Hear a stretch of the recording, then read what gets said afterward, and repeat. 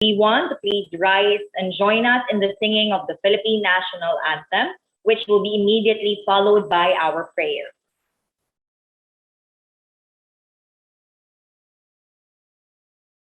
Recording in progress.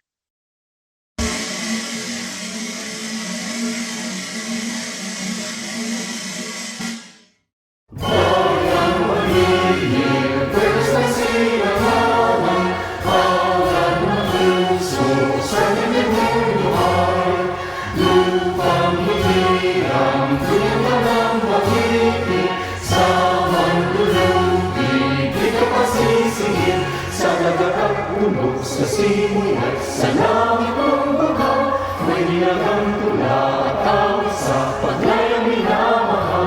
Ang kisap ng watawat mo'y tagumpay na nagniningin, ang bituin at araw ng kailan pa may magdidinig. Lupa ng araw at ipagsinta, buhay langit sa piling mo. Ang ligaya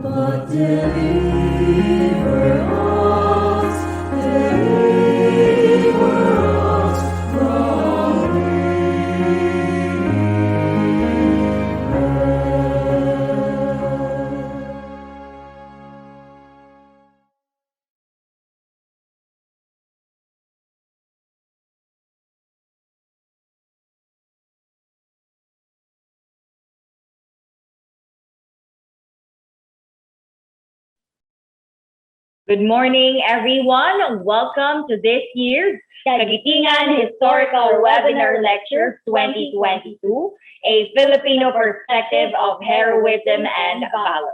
I am Felicia Lois Lanya. And I am Maggie Ray Sahagun, and we are your hosts for today.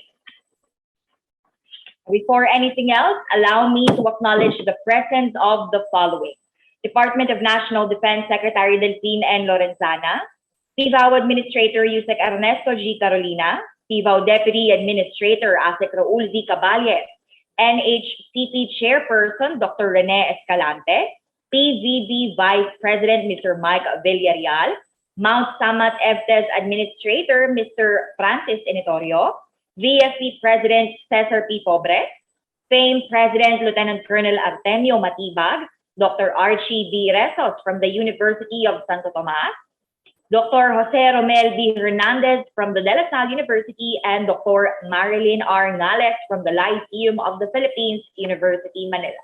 Also, we would like to extend our gratitude to the following institutions for partnering with us in this webinar series: Armed Forces of the Philippines, OJ3, Department of Education, Commission on Higher Education, Department of Tourism, National Commission of Culture and the Arts, National Youth Commission, National Historical Commission of the Philippines, Veterans Federation of the Philippines, Philippine Information Agency, Girl Scouts of the Philippines, Boy Scouts of the Philippines, Filipino American Memorial Endowment, and Defenders of Bataan and Corregidor Incorporated.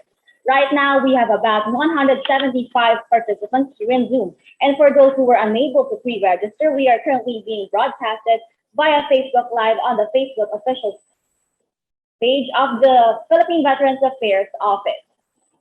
Now, before we officially begin the program again, here are some reminders for all of us. In case there are lags, just stay on and wait for it to load again. Now, Zoom attendees are on mute to avoid background noise. Now, if you have questions, you may use the message box for Zoom attendees or use the comment section on the Facebook live stream. Now, after the webinar, the participants who registered in this webinar are encouraged to answer the evaluation form. The link will be sent to your email. Now for our recap.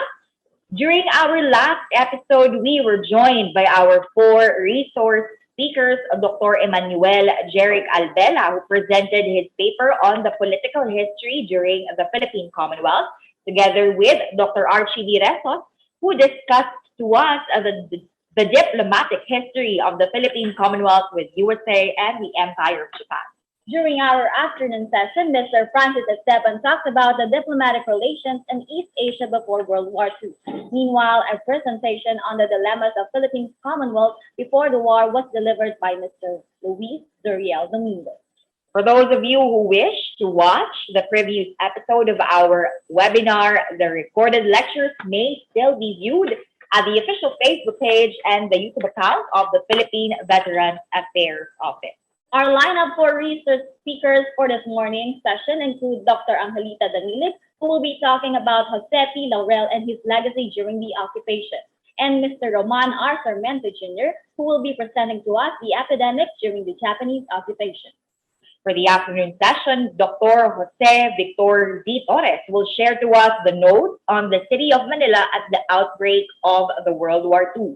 Meanwhile, a lecture on the Filipino and Japanese representations in World War II parades in the Philippines will be delivered by Mr. Joselito Ebro. So without further ado, let us begin our program with an opening message from the President of the Filipino American Memorial Endowment, Lieutenant Colonel Artemio Matibas.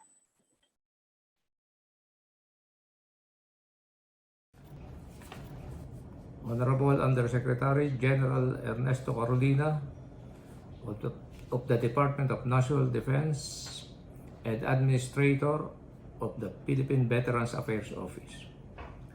Honorable Undersecretary Tonicito Umali of the Department of Education. Honorable Christian Jimenez, Chairperson, LPU College of Arts and Sciences. Honorable Roman Sarmiento Jr., Department Chair, FEU Department of Interdisciplinary Studies, Institute of Arts and Sciences. Honorable Dr. Angelita Damilig, Professor, LPU Department of History. Honorable Dr. Jose Victor Torres, Associate Professor, de La Salle University. Honorable Colonel Agirico Amagna, Chief, Veterans Memorial and Historical Division, Philippine Veterans Affairs Office. Distinguished guests and participants, ladies and gentlemen, good morning and thank you for inviting me in this special program. On behalf of the Filipino American Memorial Endowment of Fame, I welcome you all today on this webinar and lecture series themed The American Period and the Japanese Occupation as part of our commemoration of the week-long Veterans Week, highlight of which is on April 9, the 80th commemoration of the Araw ng Kagitingan. As conceived and initiated by the Philippine Veterans Affairs Office, or PVAO, this innovative lecture series aimed at keeping the flame of World War II history burning, as well as to present and convey the factual events as they happen, will be fully and highly appreciated by the participants, especially the youth, led by history students and history enthusiasts, as well as the general public. As I observed in these challenging times, this situation produced several innovations, one of which is the extensive use of this modern technology, such as the internet. This lecture series, initiated by PVAO, with the cooperation and partnership of several educational institutions, private corporations, and government agencies, shows that we can overcome difficulties as long as we are coordinating and supporting with each other at all times. Corollary to this, we in the Philippine American Memorial Endowment have the same program of webinar series concerning World War II history in the Philippines. Thanks to the member of our board, Professor Rico Jose, Dean of UP Department of History, and our advisory council member, Ms. Desiree Benipayo, Chair of World War II Memorial Foundation. They compose and lead our famed Committee on Education to organize and conduct lecture series similar to this PVAO program. We have started the first lecture last January 15, 2022, Episode 1, Overview of World War II, conducted by Professor Jose, and followed last February 5, 2022, Episode 2, Kabanatuan Raid, by Mr. Hampton Sides, author of the book Ghost Soldiers, as guest speaker. And on February 26, 2022, Episode 3, The Battle of Manila, by Mr. James Scott, author of the book MacArthur, Yamasita, and the Battle of Manila. These lecture series were all attended online and held successfully as planned by our members. FAME will be announcing future lecture episodes all the year round to drum up awareness of World War II history in the Philippines and perhaps to counter the seemingly fading interest of our people in learning the events that took place during World War II in the Philippines. Let us all take advantage of our modern technology in communication in different platforms to disseminate correct and factual information. I congratulate you all participants in this PVAO lecture series for your patriotic sense of duty to learn what was like during the American period and the Japanese occupations of the Philippines. This is also a most welcome event in our country today as we promote and sustain and even reinforce the socio-cultural aspect alongside the economic, political, and military dimension components of our national security. Again, thank you and mabuhay tayong lahat.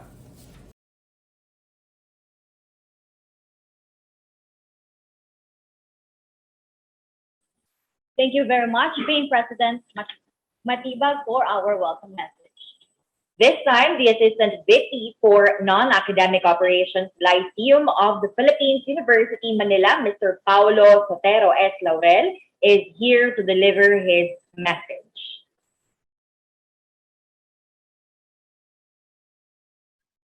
To the Department of National Defense Secretary, the Honorable Delphine Lorenzana, to the PVAO Administrator, the Honorable Undersecretary Ernesto Carolina, to the Deputy Administrator Raul Caballes, to the Chairperson of the NHCP, Dr. Rene Escalante, to the PVB Vice President Mr. Mike Villarreal, to the Mount Samat Administrator, Mr. Francis Inetorio, to the VFP President, Cesar Pobre, to the FAME President, Lieutenant Colonel Artemio Matibag, to Dr. Archie Resos from the University of Santo Tomas, to Dr. Jose Hernandez from DLSU, for my friend and colleague, Dr. Ngales from the Lyceum of the Philippines, University, Manila, to the organizers of this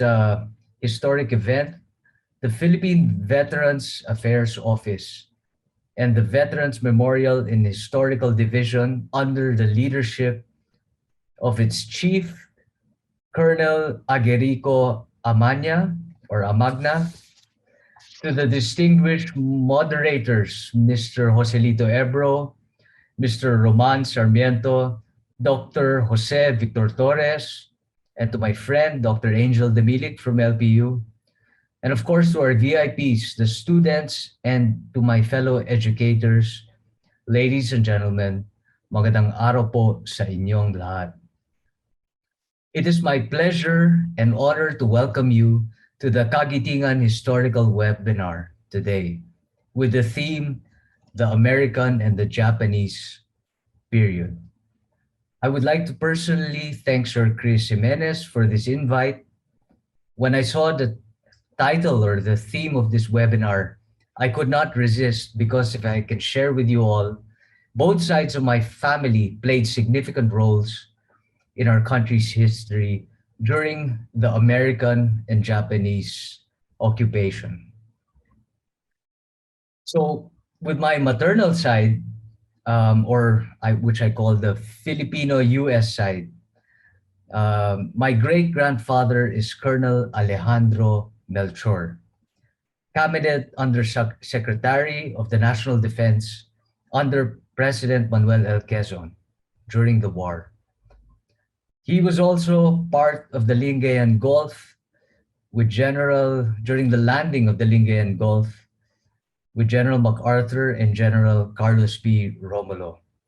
He was also tasked by President Manuel L. Quezon to be one of the first administrators of the Philippine Military Academy, or the PMA, during or after the war, when it was relocated to the teachers' camp in Baguio. He would later be the founding dean of the academy. Because of his significant contributions to the PMA and during the war, the main hall of the PMA was named in his honor, the Melchor Hall. And in the University of the Philippines, my great-grandfather would also have the College of Engineering building named after him. I believe we also have a camp, an AFP camp, situated in Katipunan, named after my great-grandfather, Alejandro Melchor.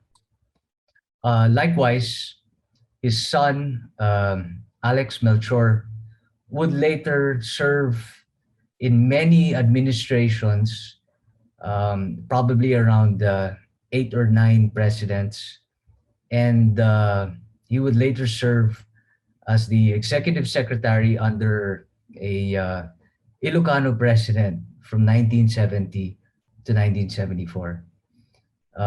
He was also a graduate of the US Navy, Annapolis, and would later be appointed as ambassador to Russia. In my father's side, my great-grandfather is Jose P. Laurel, the President of the Republic of the Philippines during the Japanese occupation. And later on, during the 70s, 80s, and 90s, my grandfather, Senator Sotero H. Laurel, and his brothers, Vice President Doy Laurel and Speaker Pepito Laurel, would later play active roles during the EDSA revolution. The presidency of my Lolo Jose can be seen as controversial, and maybe even arguably unpopular to most. However, upon my deeper study, his careful stewardship of our inang bayan amidst the constant pull of two foreign forces, namely the US and the Japanese, demonstrates his strength and character, balancing the interests of the Filipino between both forces during an extremely challenging period of our history. He would later establish the Lyceum of the Philippines University, which I have the distinct honor to serve in today. So as you can see, my friends, in my personal family history, both sides, my maternal and paternal side, they both were in opposite sides of the political spectrum, no? And I personally had to dig deeper to do my own personal research to understand each of their sides and also to understand the difficult circumstances surrounding the leadership positions that they held, whether this was trusted upon them willingly or unwillingly. I had to understand, learn, and do my own research to further appreciate our country's history and my family's personal history. I hope that to all the students and educators present today, that you also develop a deeper understanding and appreciation for the different viewpoints that shaped our country's history. For me, the real heroes are those that served in the armed forces of the Philippines during those difficult periods of the war. To the youth, may we always respect and honor our veterans and appreciate their service to our country. They are the real heroes, and they are the unsung heroes of our history, of our land. May we collectively hope and pray that us Filipinos today do not experience another war again, as there are never any winners in any type of war. In the geopolitical landscape of today, we must learn from the past and always champion a Filipino first policy. To everyone here, to my friends, have a pleasant day of learning. I am very deeply honored to be with you today and to share both sides of my personal family history. My snappy salute to all the veterans here today and those who have served in the past. Maraming salamat po sa inyong lahat, and thank you.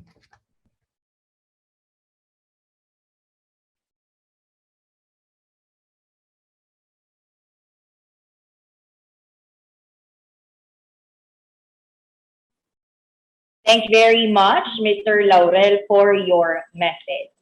First in the lineup of our speakers for today is a history professor from the Lyceum University of the Philippines, Dr. Angelita Damilig. Dr. Angelita Damilig is a faculty member of the Lyceum of the Philippines University, Manila since 2005, teaching social science courses including the institutional subject Jose Pasiano Laurel's Life and Work. A graduate of New Era University de Diliman from her undergraduate to her postgraduate degree. In 2016, she was awarded by CHED to be one of the trainers for readings in Philippine history who went as far as Isabela to train teachers of the said course.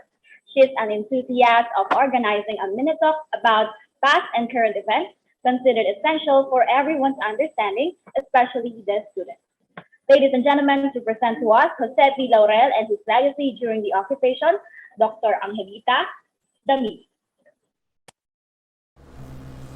Good morning to everyone. This is Damilig or Angel Damilig from LPU. And before I proceed, let me inform our beautiful audience that today, March 9, 2022, marks the 131st birth anniversary of Dr. Jose Pasiano Laurel, as well as the 70th founding anniversary of Lyceum of the Philippines University.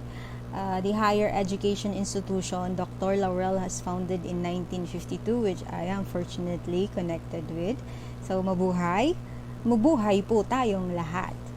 Without further ado, allow me to start indulging you with the topic that was given to me, and it is Dr. Jose P. Laurel and his legacy during the Japanese occupation. So here's the outline of my talk. As follows are context or historical context: Jose Pasiano Laurel before the Pacific War. We have JPL during the Japanese occupation, and of course his legacy. For the purpose of uniformity, let me give you a definition of historical context, which is it refers to the economic, political, and social cultural environment of the period under study. This is important because historical context is important because it gauges the important details that need to be examined and analyzed for us to understand or appreciate I should say, the appropriate or significant picture the past wants us to learn. So raising here is the understanding of Laurel's actions vis-a-vis, I should say, his response to the extraordinary difficult situation placed before him during the Japanese occupation. Hence, reviewing the often unfairly, I should say, epithet of a puppet president. So was he a pawn? Was he a puppet? Please join me and unravel the truth behind these misconceptions. So let us then examine the pre-war years, or right before the Japanese occupation, juxtaposing it against our experiences during the occupation years of the Japanese in the Philippines.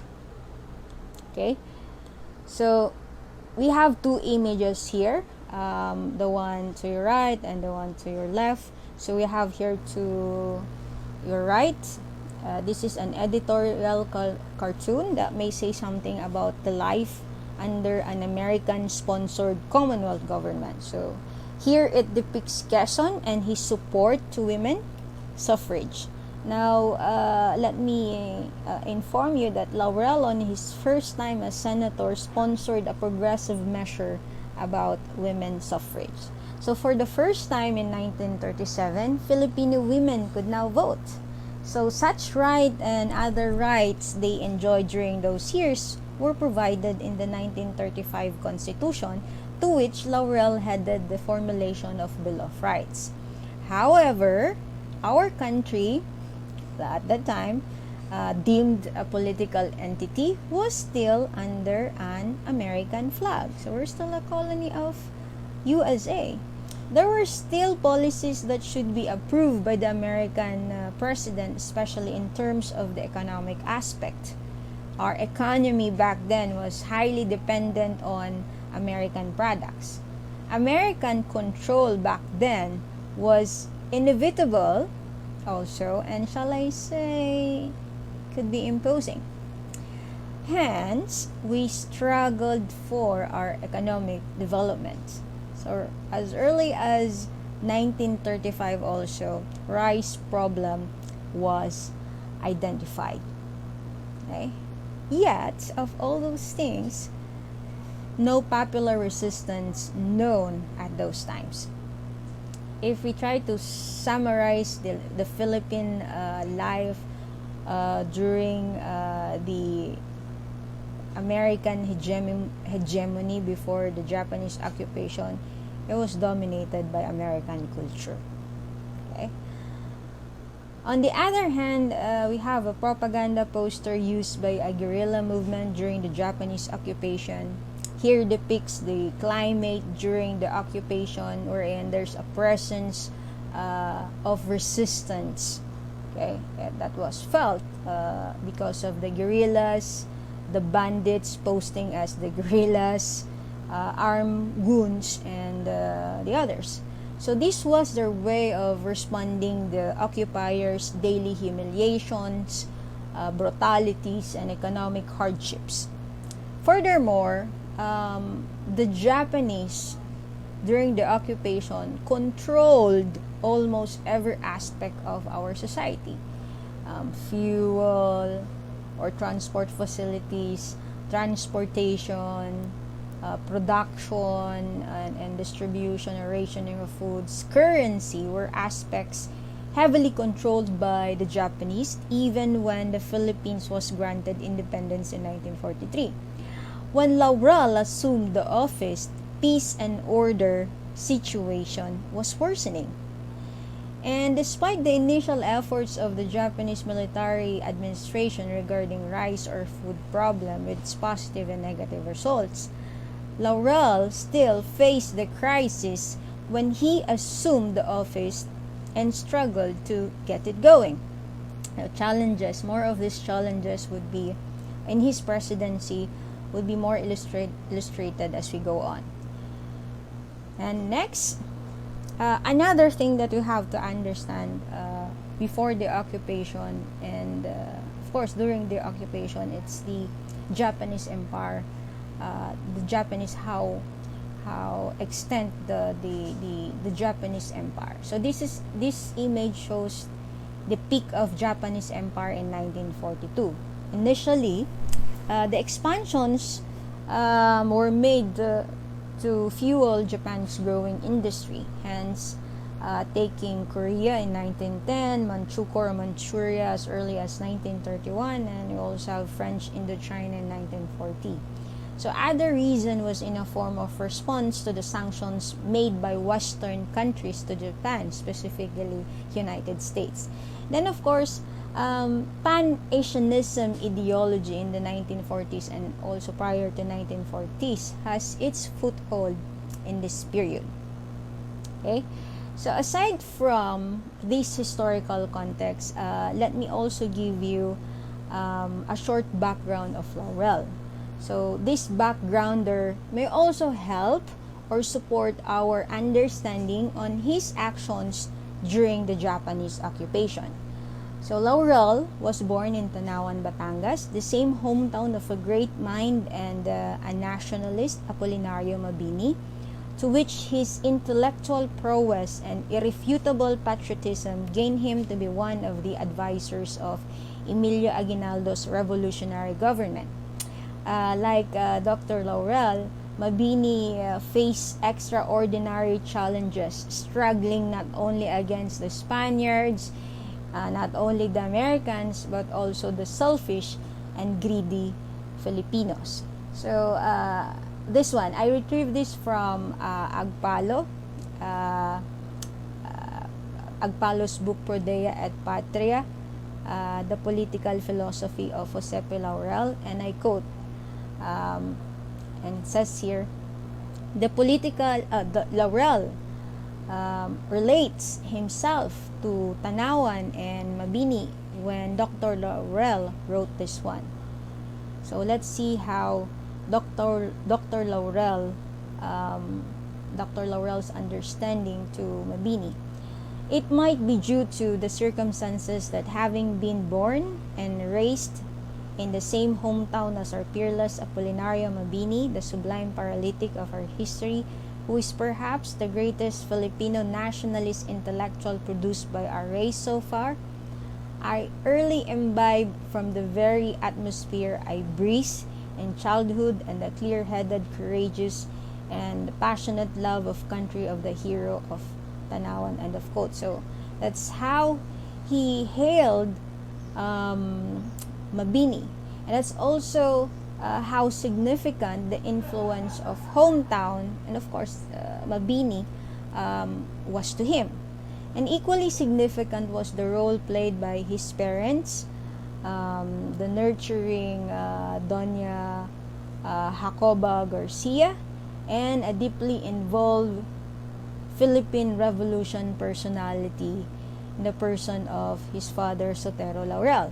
So Sotero Laurel was actually an Undersecretary of Interior under Emilio Aguinaldo's revolutionary government, and he was also a delegate to the Malolos Constitution who's also a signatory to the of the Malolos Constitution. So his bond with his father might be short-lived due to his father's death, but definitely the seed of nationalism was entirely sown. Okay, his educational background consists of a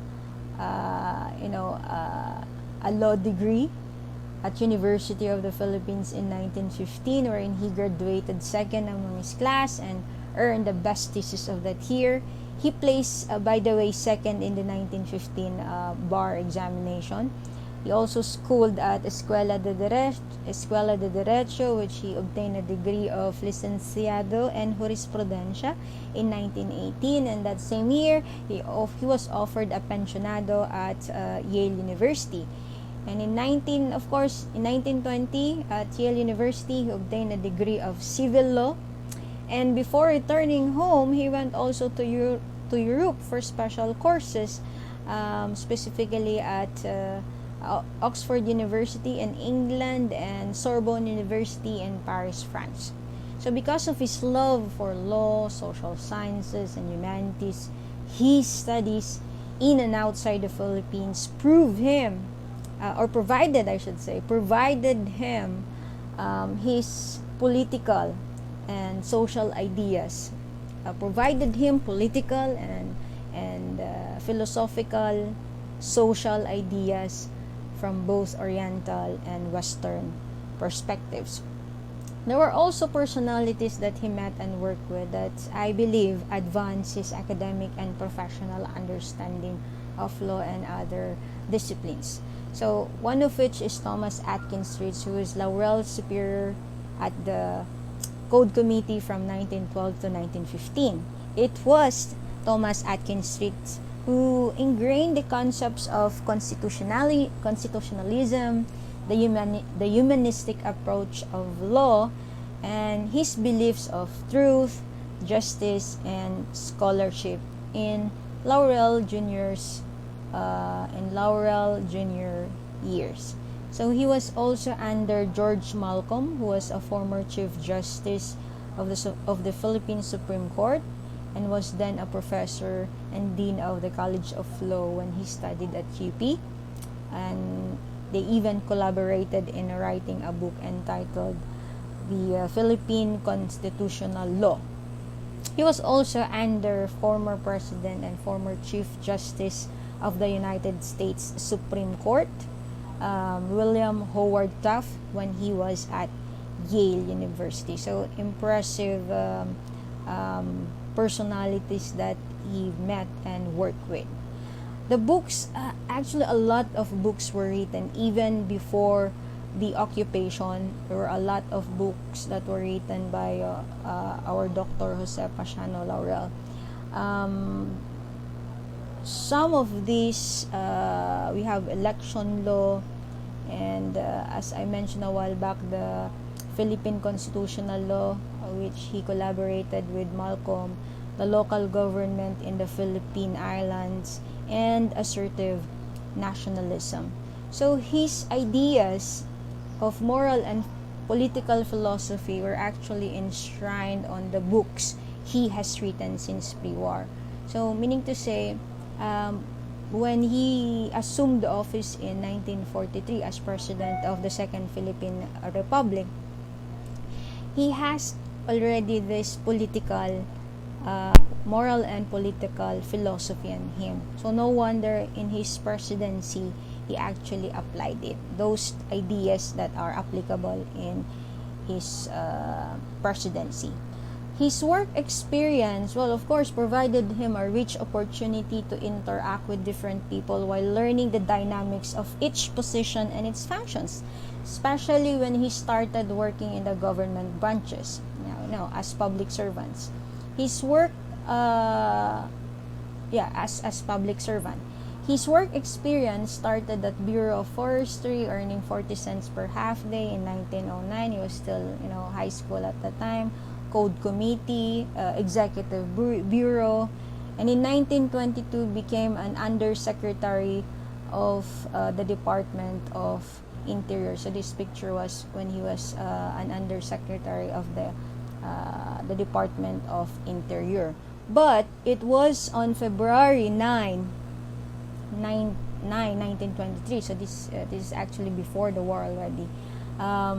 He was appointed by Governor General Leonard Wood as Secretary of Interior. However, he did not stay long in his position because of the improper interference made by Governor General Wood on the Ray Conley case.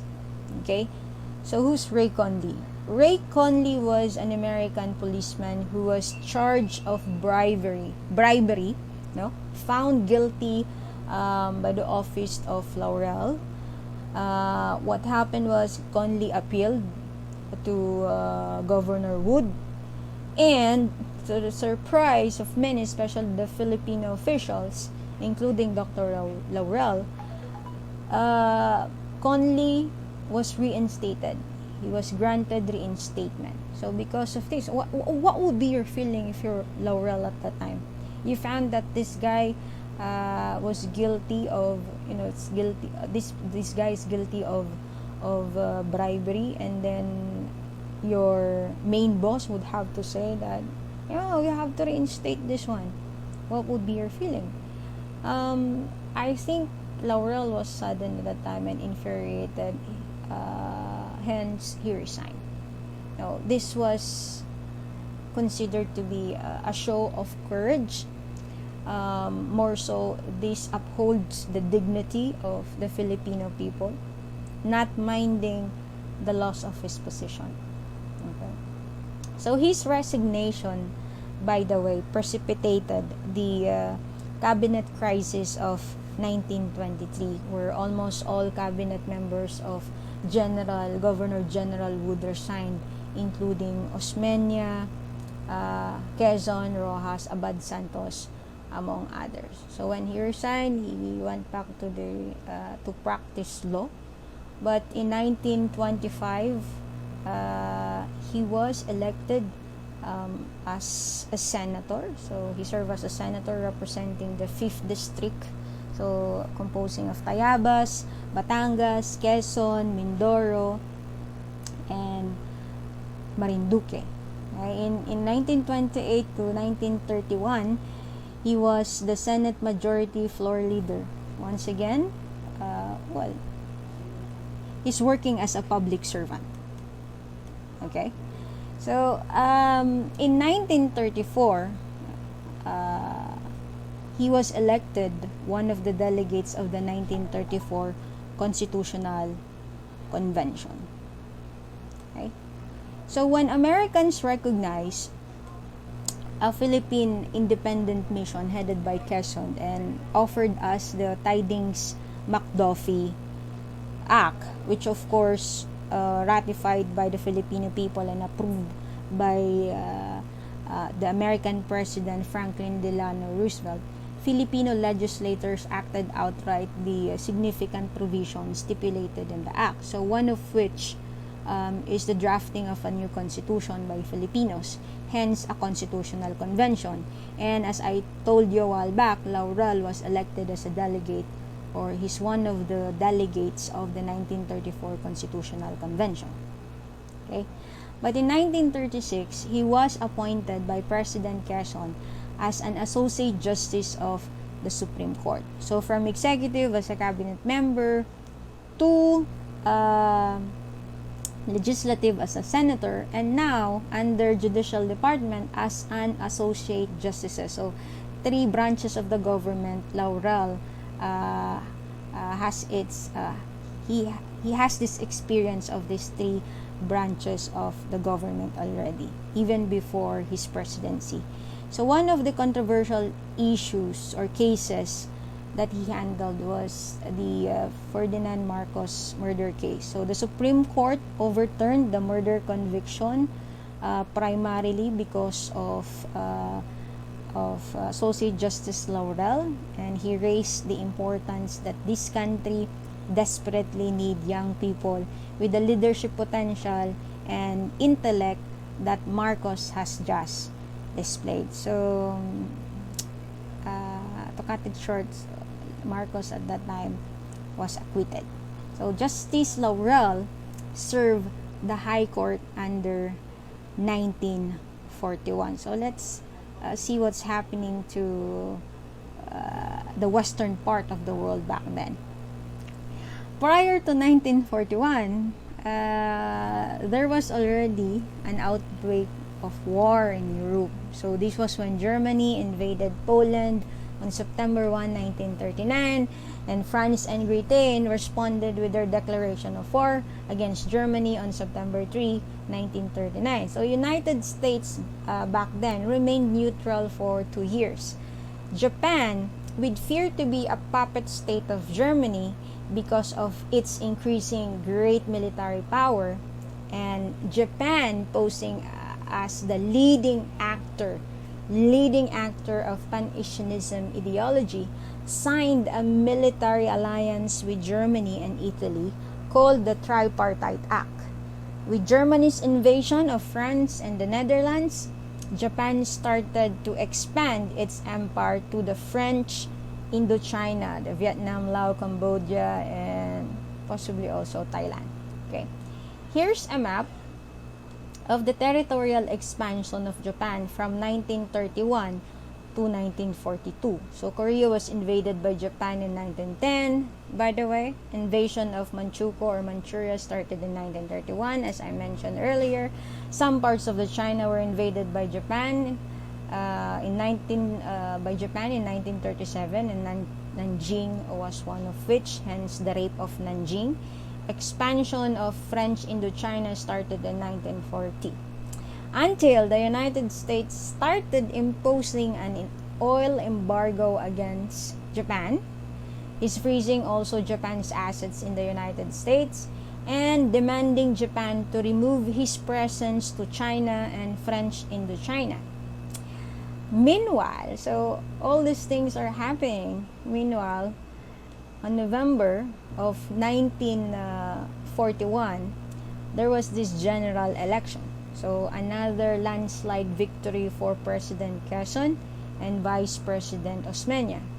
So this was also the month where Philippines announced that whatever country US considers an enemy, Philippines also considers that country an enemy. The other picture to your left, it's in Marikina, the Quezon's Marikina residence, together with, so Quezon was there together with his cabinet members. So before Japan made a response to US embargo and demands, Jose Pasiano Laurel was appointed by Quezon as Secretary of Justice in 1941. So vacating his position as justice in the Supreme Court, because as I mentioned, he was sworn in to be the Secretary of Justice. So the other photo, as I mentioned, it's the residence, Marikina residence of Quezon. Until Japan responded against the United States. Still remember the oil embargo, the freezing of assets, and the demand that US would have to, Japan would have to take all, its presence to China and French Indochina. So this was the response of Japan. With its sneaky attack in Pearl Harbor, the US naval base, on December 7, 1941. Then 8 or 10 hours later, the Japanese attacked the different airfields and other bases of US in the Philippines. Okay, so they're after US, and their US, Philippines was also a colony of US back then, so the Philippines was also being attacked.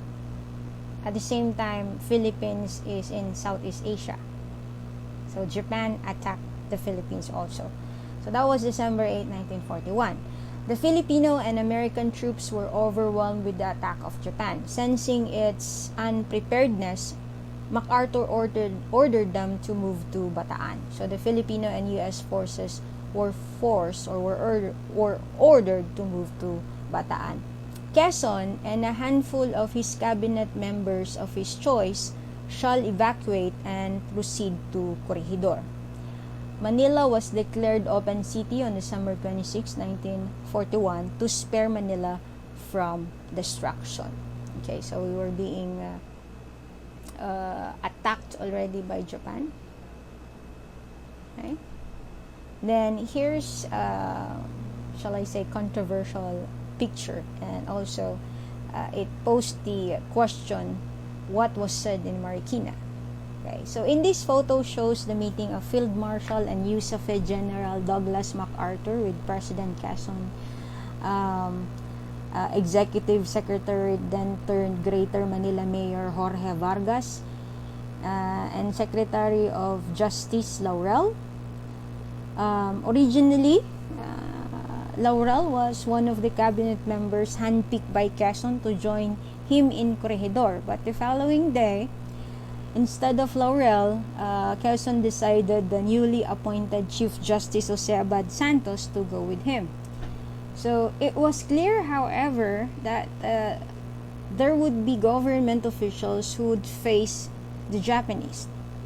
So this difficult task was handed over to Greater Manila Mayor Jorge Vargas and Secretary of Justice Jose Pasiano Laurel.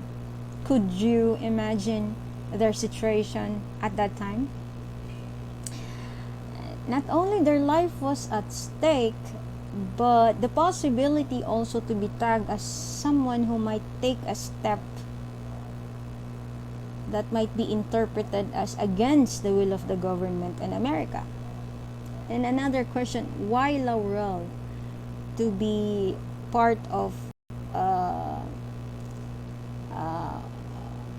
an official who would be facing also the Japanese? So Laurel was considered a logical choice because of his affiliation to some of the Japanese officials. Some clients back then, when he was practicing law, were Japanese companies. And he also sent one of his sons, Jose Sotero Laurel III, also known as Pepe, to study at the Japanese Imperial Military Academy from 1934 to 1937. Adding more, Secretary Laurel was conferred honoris causa by Tokyo Imperial University in 1938. But the question really and very, shall I say, controversial and intriguing, the answer to the question of this from the Laurel's camp: what are we going to do when the Japanese come in? So that question, more intriguing and very important, because these answers were used in defense of Vargas and Laurel in the future. The question from Laurel's camp, what are we going to do when the Japanese come in? So here's the instruction made by MacArthur and Quezon. You must do, this was from MacArthur, you must do anything the Japanese ask you to do except one thing, that is to take an oath of allegiance to Japan. That's from MacArthur. Quezon's instruction is to do everything you can to mitigate the suffering of the people. In Tagalog, gawin ang lahat upang maiwas sa kapahamakan ang mga mamamayan. So these were the important instructions that were given to Secretary Laurel and Mayor Vargas. This may mean the possibility to serve the Japanese to caution the effect of Japanese occupation among the Filipino people. Putting yourself in their shoes, easy, difficult, extraordinary difficult. One thing for sure for me, that would be difficult. Extraordinary difficult. By the way, from the correspondence of David Steinberg to Douglas MacArthur in 1961, asking if MacArthur ordered Vargas this kind of instruction, MacArthur said no. However, MacArthur was known to be a master of lies according to Mr. James Sobel. He's an American archivist of MacArthur Memorial Archives and Library. He's not actually related to the Sobels in the Philippines because he's an American working under the MacArthur Memorial Archives and Library. So, let's proceed. So, hours before the departure of Quezon and his company to Corregidor, on December 24, 1941, President Quezon sworn Chief Justice Jose Abad Santos, and with them were former Executive Secretary and now Greater Manila Mayor Jorge Vargas, Secretary of Justice Jose Pasiano Laurel, and also with them on the side were Benigno Aquino Sr. and Basilio Valdez. So from December 1941 to January 1942 was the entry of the Japanese Imperial. On December 26, 1941, Manila was declared an open city as planned by MacArthur. On January 2, 1942, Manila was officially occupied by the Japanese. Then the following day, martial law was imposed by the Japanese military administration.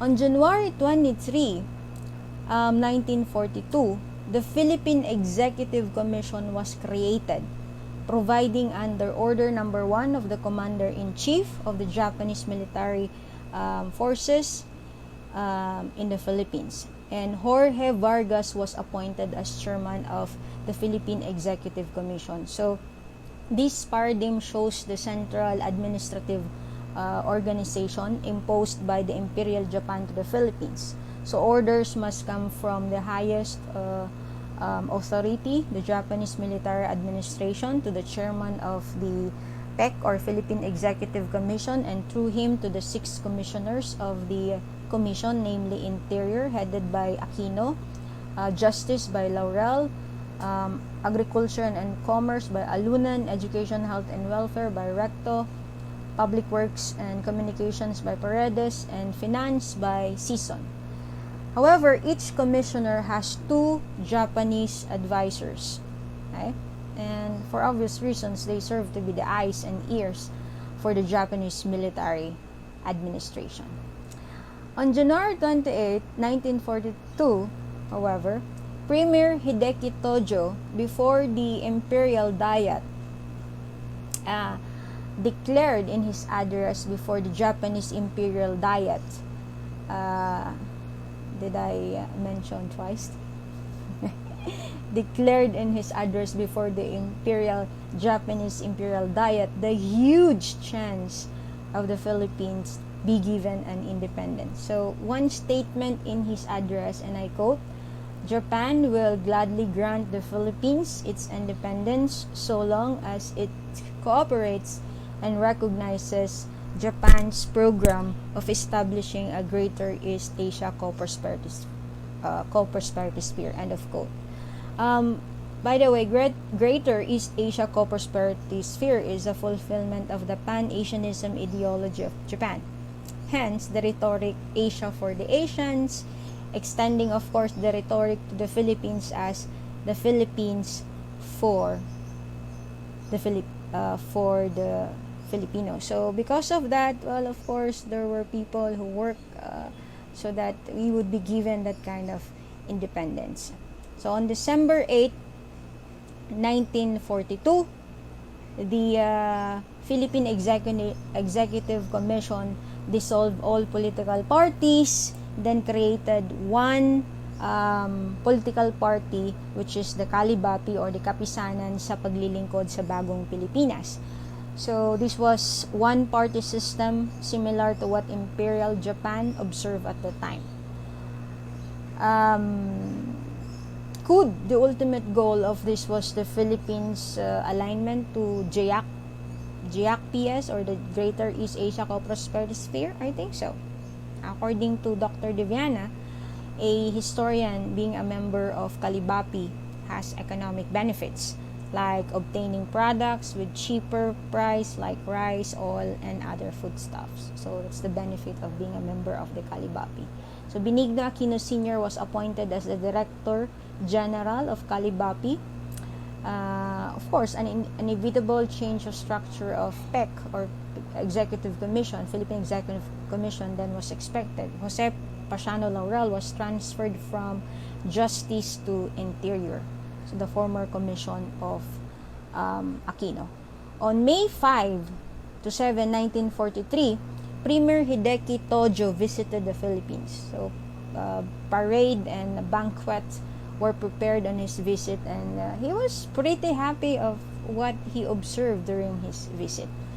Don't you know that Tenno Heika Banzai, which means long live the emperor, or in short, Banzai, can be considered as a Japanese patriotic cheer or battle cry, like Russia's Ura. Premier Hideki Tojo thought on his parade he was hearing Banzai from the Filipinos, not knowing that it was the word bangkay that they were shouting. Since, sometimes Filipinos were funny, and even during those times, Filipinos were resilient and joking around or kidding around. So since overwhelmed with his visit on June of 1943, Japan announced categorically the awarding of independence, independence of the Philippines. Calibapi was then instructed to form PCPI, which means Preparatory Commission for Philippine Independence, not Please Cancel Philippines, though some Filipinos at that time jokingly uttered it. An important goal of this PCPI was to draft a new constitution for the new republic to be awarded by the Japanese. But by mid of 1943, according to Dr. Ricardo Trota Jose, a war historian, from his case study, and I quote, "The peace and order situation had deteriorated in the mid of 1943, and guerrilla attackers had become bolder, particularly in Manila, with various assassinations and kidnapping occurring." That's why no wonder on June 5, 1943, Laurel was shot at Hole 7 Wak Wak Golf and Country Club. He was badly injured and was brought to the Philippine General Hospital for medical attention. Due to the Japanese military flaws on Laurel's security, Japanese brought great doctors to deal with his fast recovery. This was interpreted as also a turning point to Commissioner Laurel's future undertaking within the Japanese-sponsored government. Why? Because of that assassination incident, he became, shall I say, the talk of the town. Also, Japanese possibly was in conundrum, asking this: what do Laurel possess that Vargas and Aquino may not have? Okay. Concluding it that Laurel must be popular to the people compared to Vargas and Aquino. So, Jose P. Laurel, albeit his condition, he headed the Preparatory Commission for Philippine Islands, with Benigno Aquino Sr. and Ramon Avancenia as Vice President. So, per instruction of the President of the PCPI, some meetings were held at PGH where Laurel was confined. By the way, Feliciano Lizardo was a former boxer turned guerrilla, also known as Little Joe. He was arrested and presented as suspect to the assassination attempt. And having the knowledge of his perpetrator, Dr. Laurel absolved Little Joe. When asked if he's the wood assassin, Dr. Laurel said no to the Japanese. He knew that once he said yes, Japanese may outrightly kill him. So after the war, Little Joe, trivia, became a bodyguard of Dr. Laurel until his death in 1959. Okay? In the newly drafted 1943 Constitution, emphasis on more power should be given to the chief executive, and also emphasizing the responsibilities and obligations of the people instead of rights and privileges of people.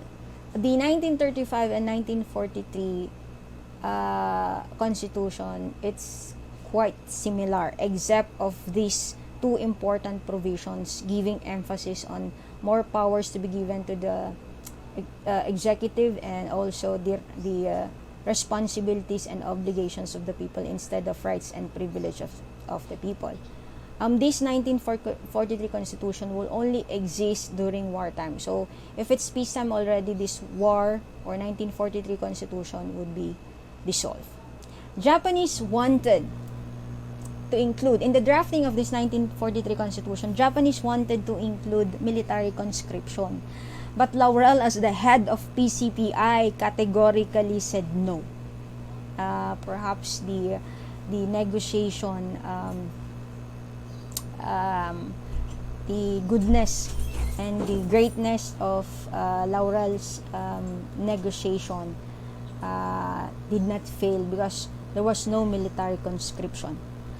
So on September of 1943, there's this the newly draft Constitution was presented to the PCPI and eventually conducted a General Assembly. So with the creation of National Assembly in 1943, having governors and city mayors as its composition on September 25, 1943, Jose Pasiano Laurel was unanimously elected as president by the members of the National Assembly. Okay? Then on September 29, then 30, 1943, Laurel, Aquino, and Vargas was summoned to go to Tokyo. Other accounts says it's 29, other accounts says it's 30 of 1943.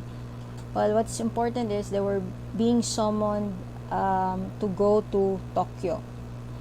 So, with Premier Hideki Tojo in the meeting, they were surprised. Surprised because they were asked to declare war against United States and Great Britain. Again, if you're in their shoes, especially President Laurel, how will you react? You are inside their territory, having their soldiers with them and asking you something to their favor. One thought could be your uncertainty to return to the Philippines alive. So let's see the reaction of President Laurel when he had this meeting with Premier Hideki Tojo. So here's actually the statement of President Laurel in his words. It was a shock to all three of us. We did not expect this instruction and we were not prepared to meet it on the spot. I silently prayed the Pater Noster. Right? And he said after the translation by Hamamoto of the speech of the Premier, he got up slowly and politely, or he got up to say this one as politely as he could, that according to Laurel, I could not comply with the request, and I said, or Laurel said, that his people would not approve of it, that he could not carry them, that he could never be a popular leader, and that the Filipinos will not abandon America as their ally. Okay? So, according to him also, only unworthy people could be expected to declare war against Britain, against US and Britain. So Premier Hideki Tojo was rejected of this. But still, Tojo then offered the party sums of monies necessary for the achievement of independence. But Laurel turned down the offer. Tojo again asked Laurel what he could do. And then Laurel said they needed an airplane to take them home. So fortunately, Laurel, Vargas, and Aquino returned home. Oh, on October 14, 1943, it marked the inauguration of the Second Philippine Republic. It was held in front of the Legislative Building. Bishop Guerrero led the invocation. The Philippine flag was once again allowed to be displayed since April of 1942. No other flags were hoisted that day but the Philippine flag. It was hoisted by the former Revolutionary General Artemio Ricarte and former President of the First Philippine Republic, Emilio Aguinaldo. President Laurel took his oath of office or panunumpa sa katungkulan in Tagalog. Chief Justice Jose Yulo officiated the oath of office. Afterwards, after the taking oath of office, the President Laurel delivered his inaugural address. His moral and political ideas were integrated in his address. Allow me to read to you the final line of his inaugural address, which I think encapsulated an important statement asking the Filipino people to work for a stable, lasting, and real independence. And I quote, "Every drop, every trickle of individual effort shall be grooved into a single channel of common endeavor until they grow into a flowing stream, a rushing cataract, a roaring torrent, a raging flood, hurdling all difficulties and demolishing all barriers in the way of our single purpose and common determination to make our independence stable, lasting, and real." Just imagine this line was authored albeit the presence of the Japanese. Such courage, isn't it?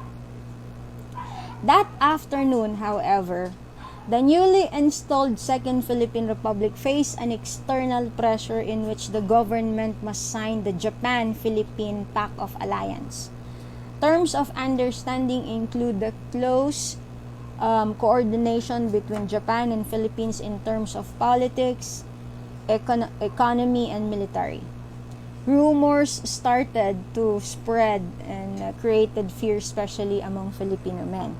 Now, to end the rumors spreading at the time, President Laurel issued a statement, and I quote, "The pact does not envisage a declaration of war by the Philippines against any foreign nation.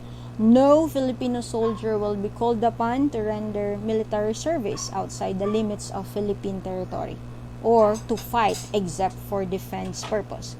End of quote. Now, to simply put it, he stood for no military conscription. Okay? So this paradigm shows the hierarchy of power during the Second Philippine Republic or the Second Sponsored Republic. The president being the highest, he together with his working commission. So there should be an arrow from Josepe Laurel to Benigno Aquino. So he together with his working commissioners lobbied to work independently, even if others may say that the kind of independence they're working was a sham independence.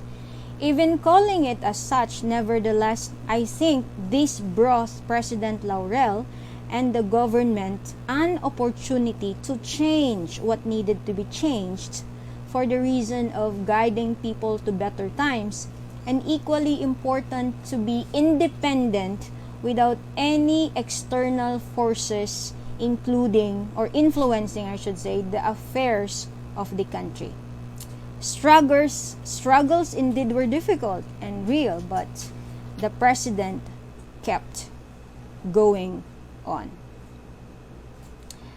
Here were the pressing challenges faced by the Republic, in which examining it closely were interrelated. And I would also be mentioning responses done by the presidency of President Jose Pasiano Laurel. First is the presence of the increasing number of Japanese in Manila. The presence of Imperial Manila, or Imperial Army, I should say, and Navy, including the Japanese Embassy in Manila, especially in 1944, more so that Manila was made to be the Japanese headquarters of their Southern Army. Southern Army was their Japanese troops found in Southeast Asia and New Guinea. So greater number of Japanese population equates to more Japanese to be fed. So the possibility of Japanese at the time to use their Japanese first policy card just to get what they need or want, especially in their rationing or procurement of food. Okay, so this one, I cannot forget this story we're in, because this Japanese military army, the Kempei Tai, one of which is the Kempei Tai, no? They never failed also to pressure and even intervene government affairs. Like this instance. In one instance, Kempei Tai stormed Malacanang with Kihara Jitaro, insisting that he could be the advisor of President Laurel. But the President Laurel answered him, and I quote, I could be your advisor, Kihara, but you cannot be my advisor, so you had better get out. So President Laurel at that time, also General Kuroda, and complained about the Japanese guards, the Japanese guards' presence in Malacanang. He insisted to have Filipino guards only in Malacanang. So by that time, Malacanang became then the bastion of the Philippine Republic, as Dr. Jose, a Filipino war historian, has put it. So just imagine stating all this one to the Japanese faces.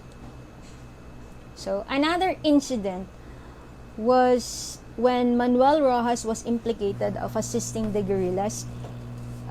So what he did, he held Rojas in Malacanang.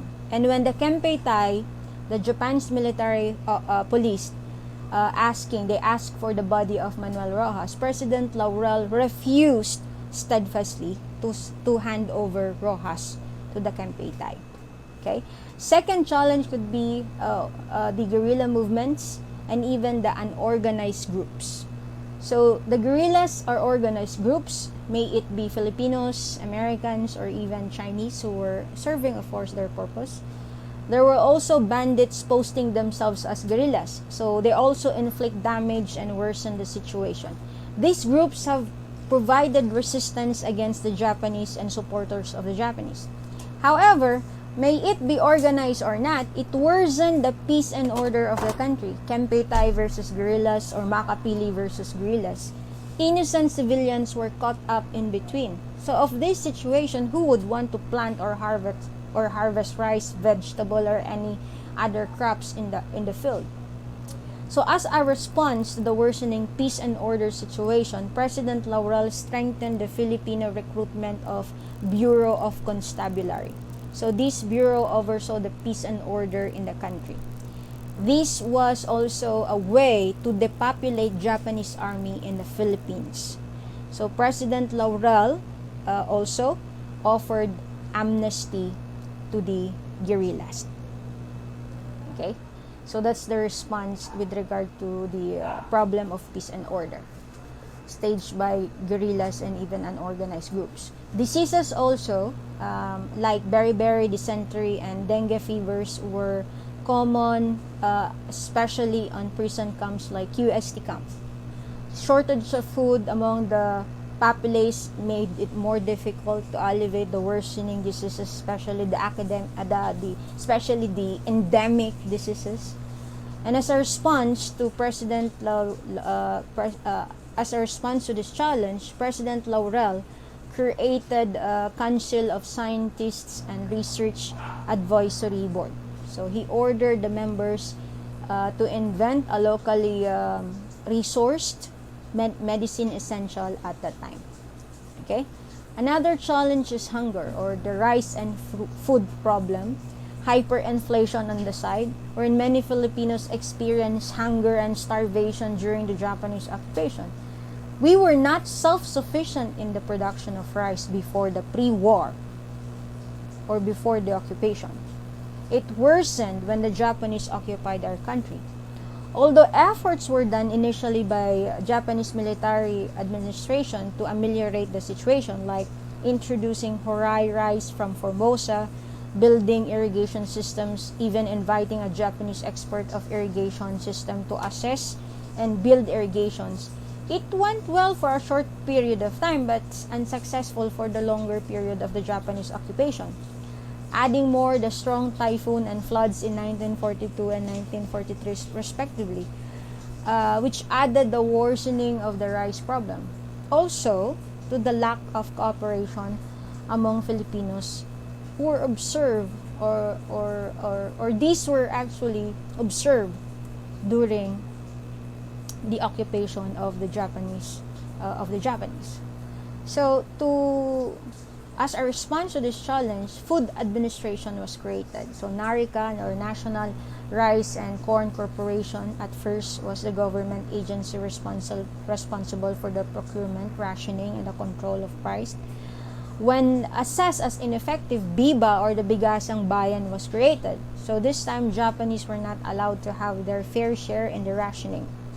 Then, when it failed, there was this creation of RICOA, or the Rice and Corn Administration. So all these were efforts made by the Second Philippine Republic to improve the situation of the country's food problem. However, because of drought in 1940, strong typhoon in 1942, floods in 1943, proliferation of black markets, armed goons, and bandits as thieves in the presence of guerrillas, especially in Central Luzon, the Japanese control of transportation, fuel, currency, and other institutions, the Filipinos' lack of cooperation because perhaps of distrust, did not ultimately solve the problem.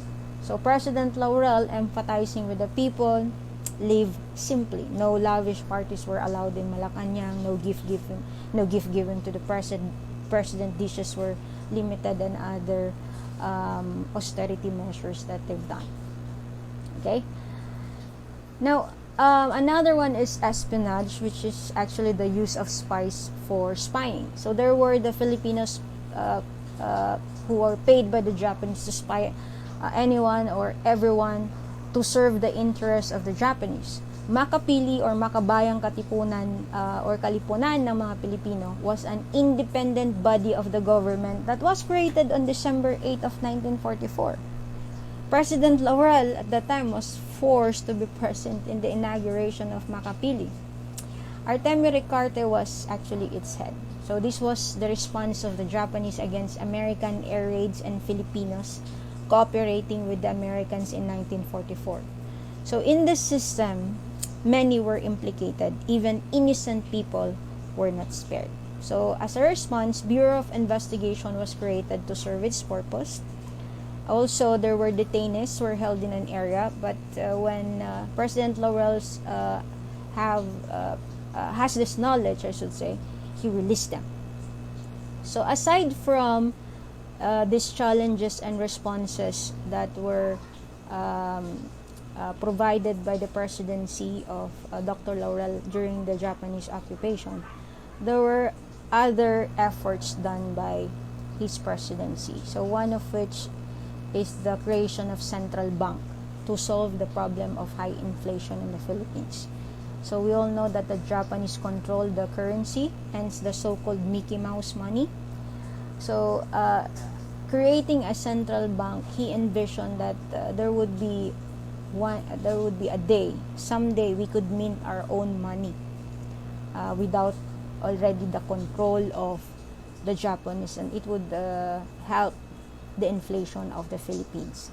Another one is the National Education Board, wherein it stressed the Makabayang curriculum, the use of Tagalog as the medium of instruction, and once again celebrating the culture and arts of the Philippines, like the cultural renaissance or the cultural revival back then when he was the president of the Second Philippine Republic. Okay. Observed also as lacking and essential at that time was a functioning diplomatic establishment. So they created a functioning diplomatic establishment or relations. These were in place. So some of them were as follows. You have the Greater East Asia Conference that happened, held on November 5 to 6, 1943. So this was an opportunity of President Laurel's attendance to the Greater East Asia Conference on November 5 to 6, 1943 at Tokyo, Japan. This conference was tagged also as a Tokyo Conference. Now, others claim that this conference was staged to prove that Japan was true to the Pan-Asianism ideology and show to the world that Japan, as a liberator of Asia from Western imperialism, and Asians are united against Western imperialism. But for the Republic, of course, it was meant for diplomatic relations among the other countries present on that said conference. So there was also Philippine gratitude mission to Japan, in which it aimed not only to speak gratitude to Imperial Japan, but more on to lobby a true independence for the Philippines. There was also the creation of Foreign Ministry or Ministry of Foreign Affairs that was headed by Minister Claro M. Recto. So it aimed efforts among countries to recognize the Philippines as a sovereign country. Philippine Embassy also in Tokyo was established. It was headed by Ambassador Jorge Vargas. And then here comes September of 1944. Americans bombed Manila. With Japan's pressure and the brilliance of Laurel and his ministry. So despite of the pressure of Japan, President Laurel declared a state of war exists between the Philippines and the United States and Great Britain.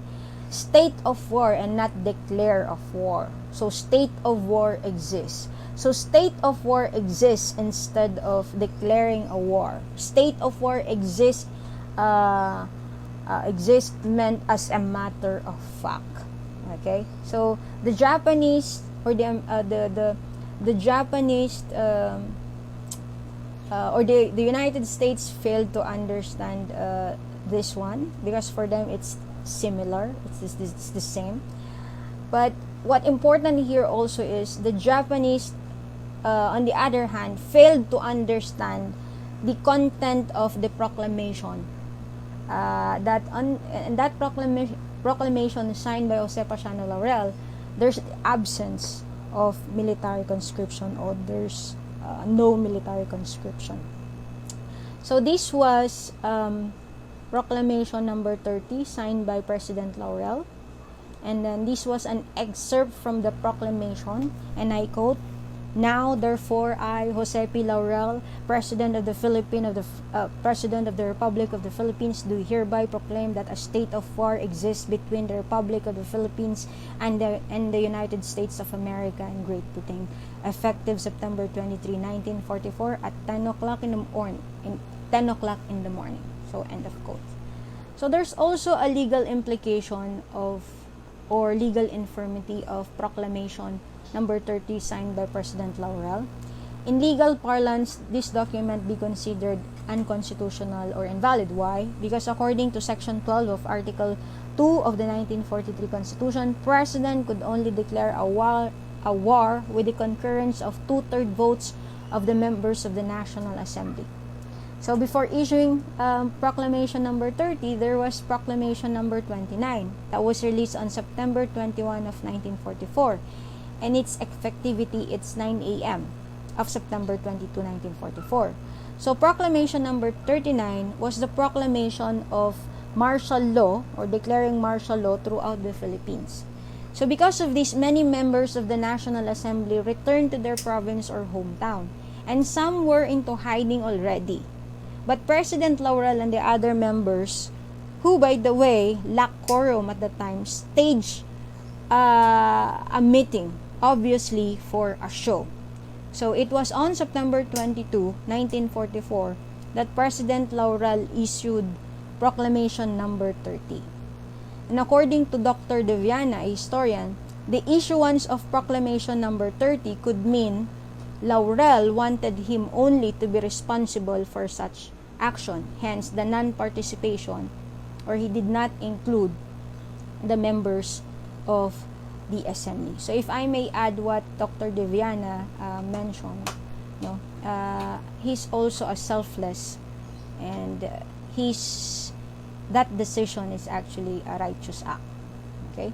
So on December 1944, the Japanese frustration with the action of Laurel regarding the no military conscription was apparent. So Japanese responded with the creation of Makapili. So this was also in response to the continuous air raids and bombings made by the Americans in Manila, until President Laurel was evacuated from Manila to Baguio with, of course, the instruction of the Japanese. So with the liberation of Manila in March 3, 1945, the Japanese decided that President Laurel be evacuated to Japan. So from Baguio to Tuguegarao, Cagayan, then Tuguegarao to Formosa, and finally Formosa to Japan. So on from June to August, President Laurel was actually in Nara Hotel in Nara Prefecture. But on August 15, 1945, the surrender of Imperial Japan to Allies. So they surrendered already to the Allied forces. So when Allies, they surrendered after the Allied dropped atomic bombs in Hiroshima and Nagasaki on August 6 and 9, 1945 respectively. So on August 17, 1945, President Laurel issued a statement that the Second Philippine Republic has ended. Okay. Now, I started my talk. So that's the end of the Japanese occupation in the Philippines. And that's also the end of the Second Philippine Republic, because President Jose Pasiano Laurel issued already a statement. Okay.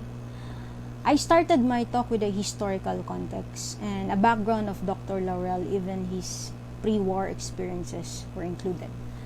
My purpose for this is for us to connect the factors, concepts, and stories that made his actions justifiable and commendable, despite the internal and external pressures of the occupation, and our country was just caught up between the two warring powerful countries. So on his actions during the occupation, I think he only upheld Philippine independence as Philippine president.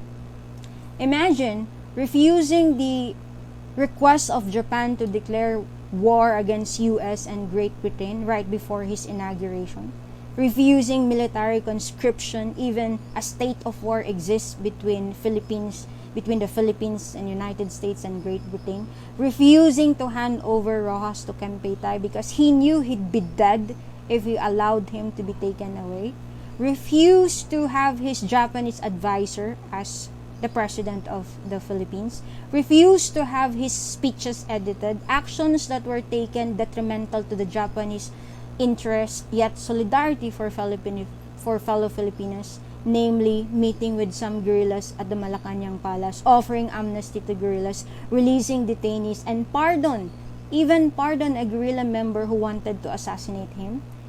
He also insisted to the Kempeitai High Command to get rid of the Japanese guards in Malacanang, and only Filipino guards were allowed. These and other actions were observed to uphold independence in the truest sense of the word, even in the most uncertain time. So through this, we may understand his story, devoid from nothing but an accusation of him being a puppet president. He's not a puppet. He's not a pawn. This president, Jose Pasiano Laurel, was neither a puppet nor a pawn, but a man with his independent stance guided by his moral and political philosophies, and of course, for his love of his country. Having said all of this, what legacy could we derive from Dr. Jose Pasiano Laurel during the Japanese occupation? Fortitude, unwavering nationalism and independence, and the lives he saved and protected. Fortitude because he exemplified the courage to stand in the name of truth, justice, and goodness. His unwavering nationalism and independence because he never failed in propagating and inspiring strong nationalism in independence to whatever departments or ministries in the government at that time, and even in his relationship with the community or the society. For me, he's a thinker, a talker, and a doer rolled into one as he relived his ideas and ideals of nationalism and independence every time he was called for. And finally, the lives he saved and protected. His leadership was meant to protect and save Filipinos. Even his own life was at stake. There might be a chance that some of us are alive today because we were saved and protected by President Laurel. How? How come? Well, of course, by not allowing our lolos, our grandparents, into military conscription during the Japanese occupation. Come to think of it. So let me end my talk citing two quotes of Dr. Jose Pasiano Laurel. This one, the first one is this: I am neither pro-Japanese nor pro-American. I am pro-Filipino. And lastly, no one can love the Filipinos more than the Filipinos themselves. From Dr. Jose Pasiano Laurel.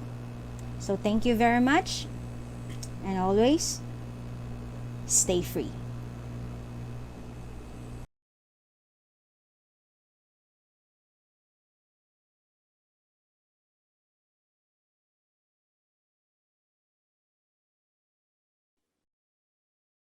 Thank you so much, Dr. Angelita Danilo. Now, for our second speaker for this morning, we have Mr. Roman R. Sarmiento Jr.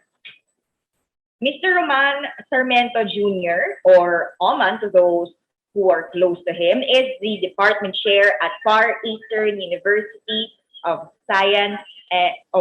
Art and Sciences, the Department of Interdisciplinary Studies, and the former managing editor of Asia Pacific Urban Review. He is a graduate of Master of Arts in History at De La Salle University, Manila, and was awarded the Gawad Julian Cruz Balmecada 2016 by the Commission sa Wikang Filipino and the Aklat ng Bayan 2017 titled Ang Kalamidad noong panahon ng Hapon sa Pilipinas 1942 to 1945. Once again, Mr. Roman R. Sarmiento Jr.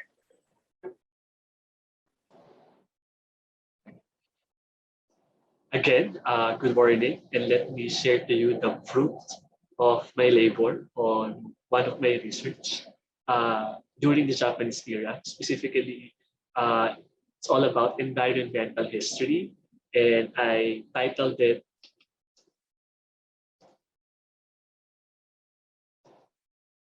Sakit at Basakit, the epidemics amid the Japanese occupation in the Philippines. 1942 to 1945. So, hindi naman ligit sa ating kamalayan that in Philippine history, it's always considered the Japanese era as the darkest, the most brutal. No?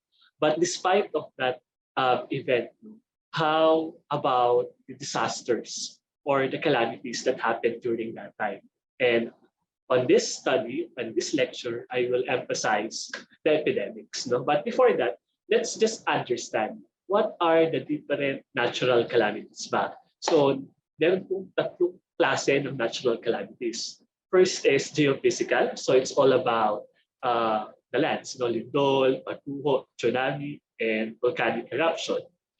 Ikalawa, climatic. So, tungkol ito sa pagbabago ng klima, gaya na lamang ng bagyo, ipo-ipo, at pagbaha. At ang ikatlo, ang tutukuyin natin sa talakayang ito ay ang biological o ito yung dulot ng mga peste at ang epidemya. So, makikita nyo, no? 2 years ago, sabay-sabay nangyari ito sa Pilipinas. Habang may epidemya, may bagyo, tapos pumutok ang Bulkantaan. Pero nung panahon ng Hapon, ay hindi po exempted ang Pilipinas sa mga kalamidad na ito. Just to give you an example, so noong 1942, 1943, may mga lindol na naganap sa Pilipinas during the Japanese era. Then, meron din pong climatic. So makikita nyo dito sa mga records ng Manila Observatory at pahayagan ng Tribune ang pagbaha na dulot ng malakas na ulan. So ito rin po, isang bagyo, sinasabi nga na itong bagyong ito noong 1944 na pinangalan ng Typhoon Cobra is the typhoon that stops the war. No? Ngunit higit po rito, ang ating pinakabibigyan ng atensyon ay ang pandemya na mas napapanahon at mas maaari natin i-ugnay sa kasalukuyan. Maaari niyo po itong mabasa sa aking akda, ang kalamidad ng panahon ng Hapon sa Pilipinas. So tutukuyin po ng ating pag-aaral ang 1942 to 1945 na panahon ng Hapon at ang kalamidad na pang-biologikal, paano ito nakaapekto sa kasaysayan at sa kultura, hindi lamang ng mga Pilipino, maging sa gawi at paraan ng pananakop ng mga Hapon. No? Sige po, magsimula na tayo. So muli, ang sakit ay tumutukoy sa pandemya at ang pasakit ay paano pa ito nakadagdag sa paghihirap ng mga Pilipino during that time. Okay? So simulan po natin sa malaria. No? Ang malaria ay sinasabing isang sakit na epidemya na dadala ng mga lamok. So just to give you a direct quote from the American troops during that time, ang mga pangyayari sa ikalawang digmaang pandaigdig ay napalubha pa ng nagkakamalarya ang mga sundalo sa gitna ng labanan. Hindi karaniwan na ang bilang ng nasasawi sa malaria ay ganoon din karami sa mga namamatay sa labanan.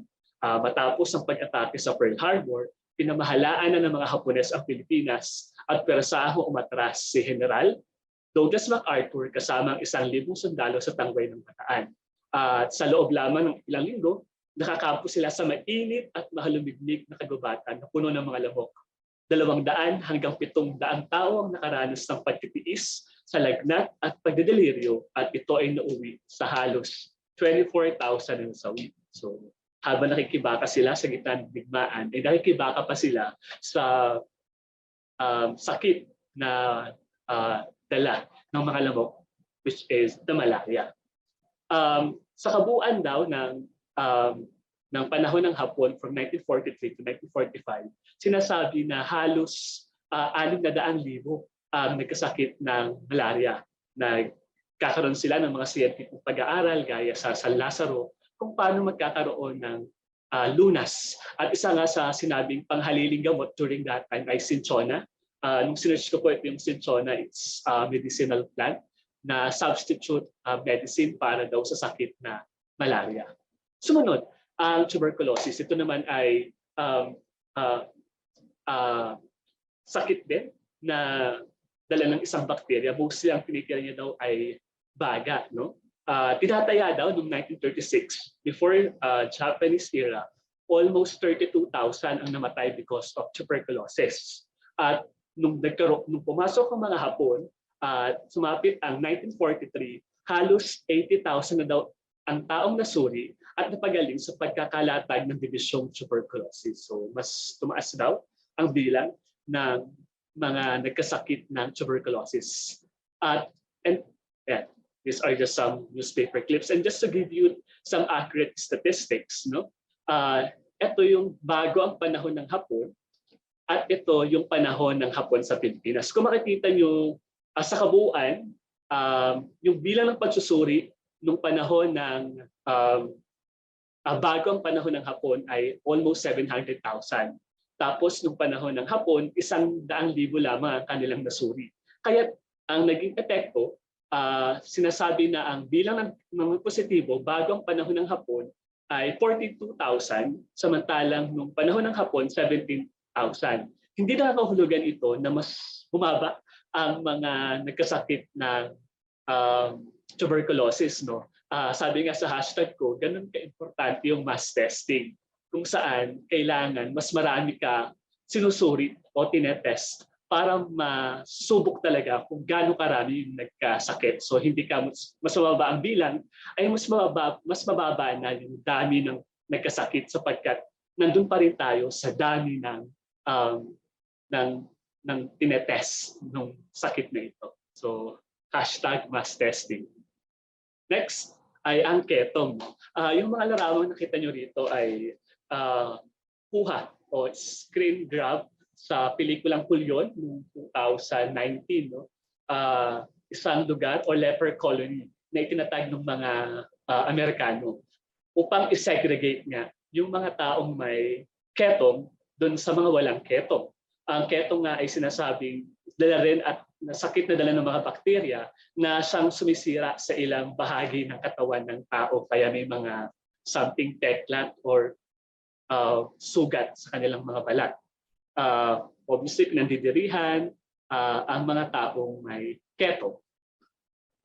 Nung panahon daw ng Hapones, tinatayang almost 2,000 na lamang ang natira mula sa halos na 5,000 na mga tao sa Kulyon. So sa 2,000 daw na nanatili dun sa leper colony, 700 lang nasawi.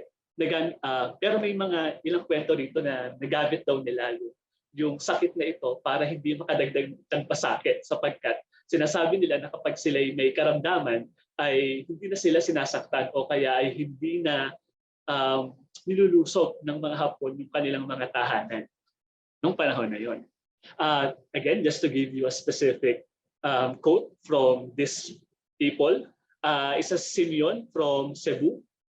Habang kasalukuyang may digmaan, kami ay naghahanap ng aming makakain.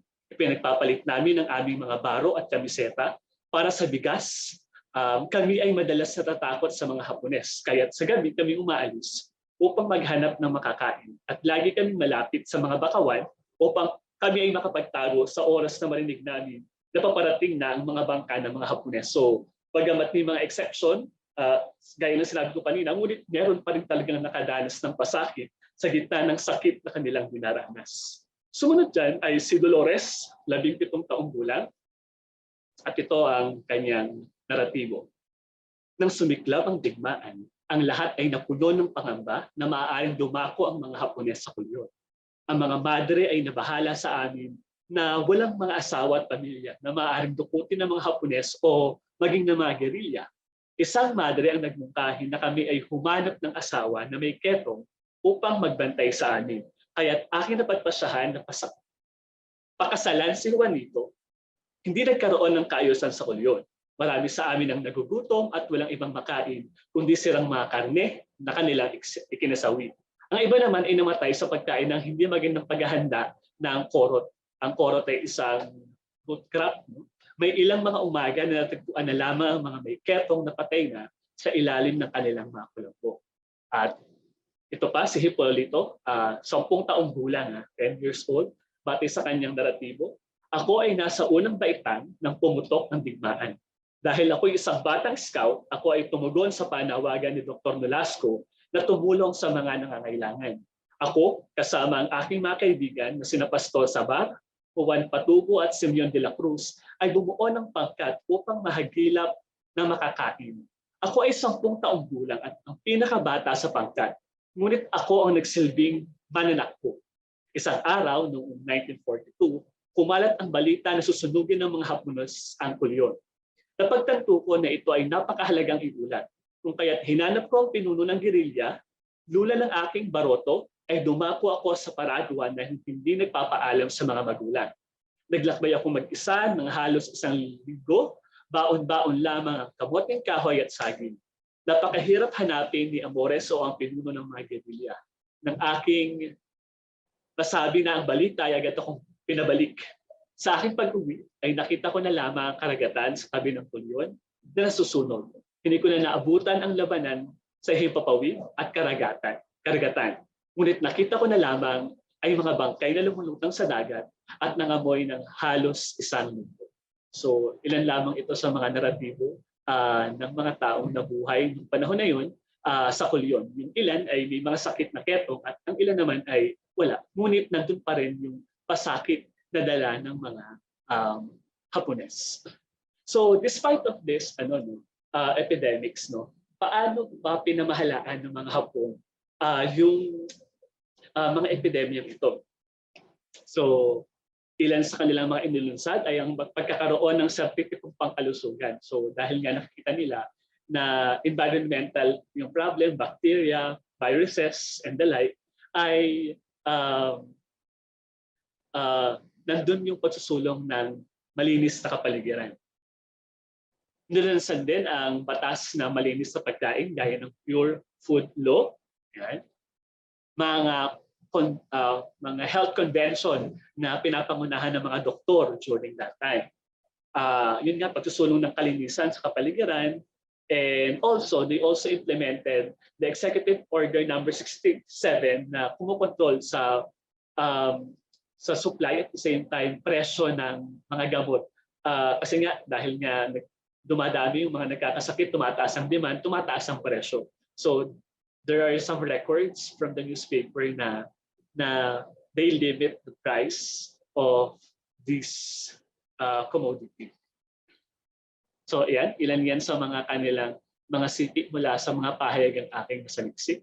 So mga anti-malaria drive-on, malaria now under control of Luzon, health drive. Mostly talaga ang tinutukoy nito ay kalinisan. Ikalawa ay nagkaroon din daw sila ng mga bayanihan, gaya ng pag-arasyon ng mga bigas sa kabila ng kalamidad. So it's an example during that time na patuloy pa daw na nagbibigay ng mga rice, bigas, ilang mga supply dun sa mga nasalanta ng malakas na pag-ulan. So na pinapangunahan ng DANAS o District and Neighborhood Association. So yan, some of the records lang yan. Then yun din, nagkaroon din ng substitute economy which is very popular during the Japanese period. Ngunit nakita rin natin kanina na may ilang mga pinanghalili bilang kapalit ng gamot doon sa isang epidemya gaya nung sa malaria. Yan, some records lang ng mga comics na nagpapakita ng mga substitute economy. Yan, pagsusulong ng pagtatanim sa bakuran, pagpapanatili ng malusog na pangangatawan. Yan, so kung saan nagkaroon pa nga sila ng poster competition just to promote good health, exercise, radio Tyson, and the like. So yun.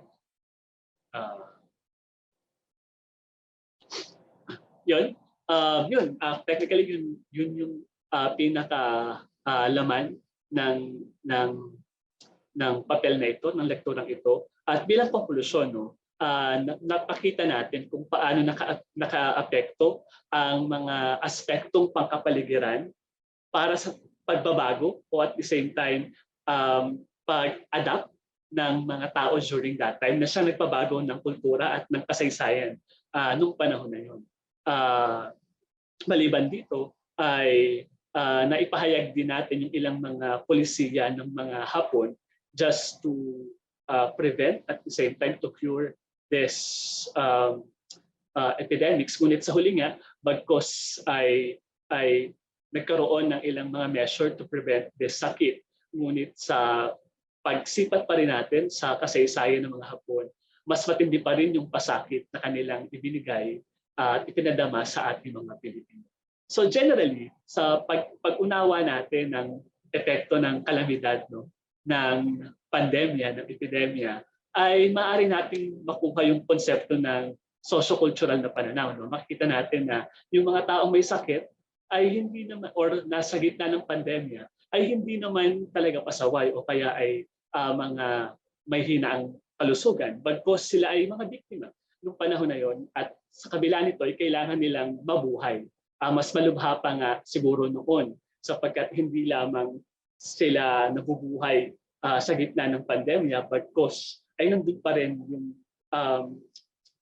pasakit na dala ng mga Hapon. So that somehow really exposed us into more vulnerability, and despite of that vulnerability ay nagkaroon pa rin tayo ng resiliency na sa katatagan, ang pagkakaroon ng katatagan sa kabila ng pagsubok.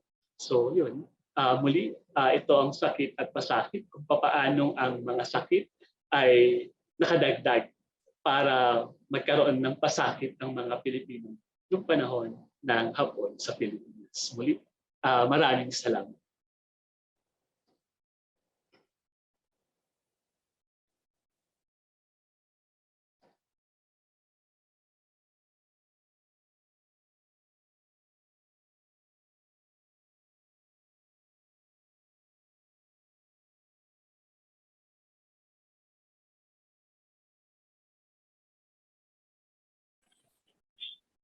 Thank you very much, Mr. Sarmiento. And a quick reminder for everyone, you may now send in your questions for Mr. Sarmiento and Dr. Damili. Ladies and gentlemen, this is where our morning session ends. The afternoon session will proceed at exactly 1 o'clock p.m. And while waiting, let us give you a virtual tour of our National Military Shrine.